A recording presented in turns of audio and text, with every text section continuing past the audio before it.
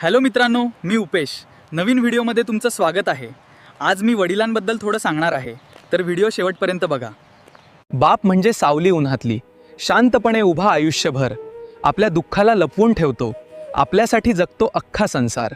तो कमी बोलतो पण खूप काही सांगतो. त्याच्या नजरेत प्रेम लपलेलं असतं. आपल्या प्रत्येक यशात तो हसतो आणि अपयशात शांतपणे रडत असतो. रात्री उशिरापर्यंत कष्ट करणारा, आपल्यासाठी स्वप्न विणणारा, स्वतःचं आयुष्य बाजूला ठेवून आपलं आयुष्य घडवणारा. आपण म्हणतो आई खूप खास आहे, पण बापाचं प्रेमही तितकंच गहिरं असतं. फरक फक्त एवढाच आहे, आई बोलते, बाप मात्र शांतपणे सहन करतं. तो कधीच काही मागत नाही, फक्त आपलं सुख पाहत राहतो. आपण हसावं, पुढे जावं यासाठी आयुष्यभर झगडत राहतो.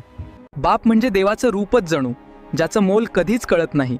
जोपर्यंत त्याच्या पावलावर चालत नाही तोपर्यंत त्याचं प्रेम समजत नाही. बाप म्हणजे पाठीची थाप आहे. बाप आहे तर सर्व काही आहे. रोज थकल्या पावलांनी येतो घरी, तरी त्याच्या चेहऱ्यावर स्माईल आहे. बापाने बघितले नाही ते पोराने बघावं, म्हणून त्याचा मजबूत खांदा आहे.